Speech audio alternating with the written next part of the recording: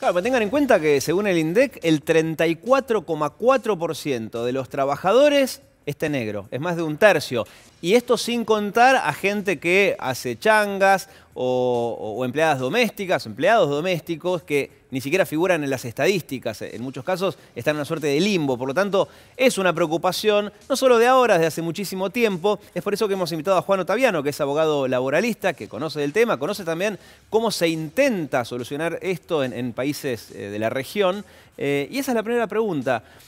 ¿Hay alguna fórmula que ya haya sido probada y que sea exitosa en otro país de la región, no en Finlandia, que a veces las cosas son difíciles de trasladar acá? Sí, al revés. Exacto, como para intentar solucionar este problema. Mira, en toda la región y en todo el mundo hubo experiencias de blanqueo. Lo que pasa es que en general no fueron fructíferas. A ver, en la Argentina también hubo experiencias de blanqueo hace 3, 4, 5, 7 años. Incluso en el gobierno anterior hubo intentos y no rindieron frutos.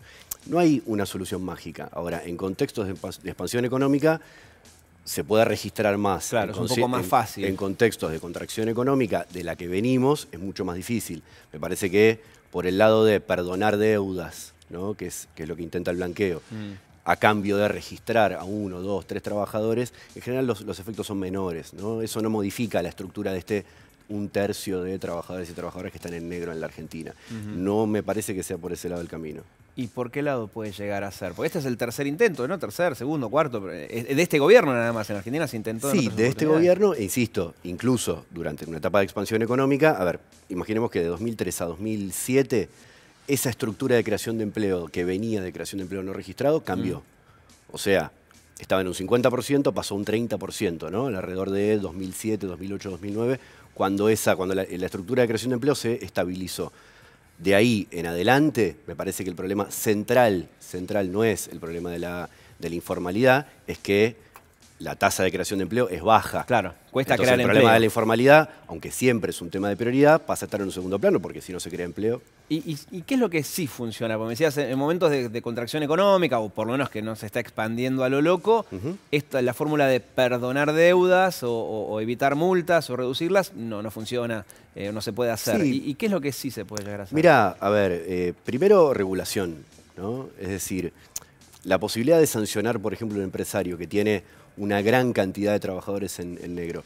Pasa, por ejemplo, en el caso de las microempresas. En las microempresas hay mucho trabajo no registrado. Si se hiciera, por ejemplo, algo parecido al blanqueo, pero solo para microempresas, con incentivos y subsidios para que esas empresas, cuando tienen algún tipo de, no sé, inestabilidad económica, sostengan la producción y, por lo tanto, puedan blanquear a algún trabajador con la expectativa de que de 1 año a 2 años ese trabajador no sea despedido, eso me parece que es una buena alternativa. Ahora, esa legislación existe en la Argentina. Lo que pasa es que está como dejada de lado. En 2014 se aprobó una ley parecida al blanqueo específicamente para las microempresas. Claro, empresas pequeñas. ¿Y qué pasa? ¿Falla el control? Yo creo que fallan los controles. A ver, hace unos 15 años la estructura de inspecciones, por ejemplo, estaba totalmente desarticulada. Hoy hay un cuerpo de inspectores en el Ministerio de Trabajo que está modernizado, tecnologizado. Creo que continuando con esa política de inspección me parece que es un buen camino. O sea, es otro ejemplo más de que somos medio hijos del rigor. O sea, somos hijos, está la ley, pero si nadie la cumple, bueno, no pasa nada. Pero es lógico, digamos. Pero el empresario, no te digo el empresario, el de la multinacional, o la empresa gigante, el hombre que decide crear un negocio, capaz que con 2 o 3 empleados, ¿no? Y quizás el hombre que se está jugando todo. A veces uno dice empresario y suena a alguien que tiene un yate. En realidad es el que pone la plata para empezar. Es la lógica de la racionalidad económica, ¿no? Claro, o sea, tiende a contratar a alguien en negro ya de por sí, o es la macroeconomía que lo lleva a eso. Es que no es una tendencia. A ver, para producir hacen falta trabajadores, ¿no? Y trabajadoras, eso es así. Ahora, la verdad es que la lógica de la racionalidad económica implica que, por ejemplo, si te reducen los costos laborales, ¿no?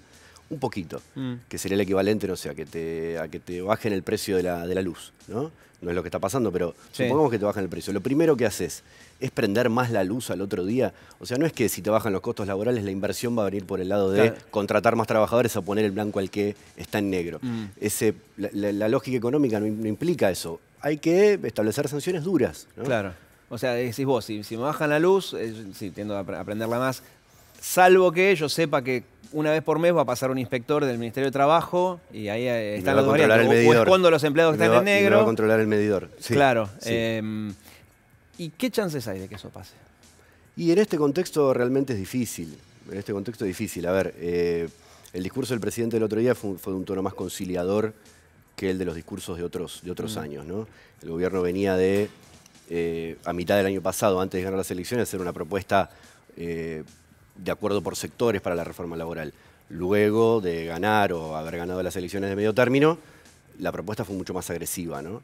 Un paquete de reformas tributaria, laboral y previsional.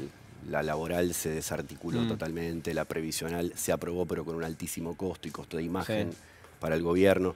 Me parece que entrado este año el gobierno entendió que tenía que bajar un poco la mano, parar un poco la mano, y comenzó a hablar, por ejemplo, de brecha salarial, que se estaba recién hablando en el piso. Sí, temas menos conflictivos. Es que de hecho este no es un tema que divida, digamos, oposición, oficialismo. O sea, ¿a quién se puede negar a que haya más trabajadores con blanqueo laboral registrados? Bueno, lo que vamos a hacer probablemente es esperar y después te vamos a volver a llamar. Para ver si efectivamente estamos en el camino de empezar a blanquear trabajadores o no. Ha sido muy amable, hemos entendido mejor el conflicto.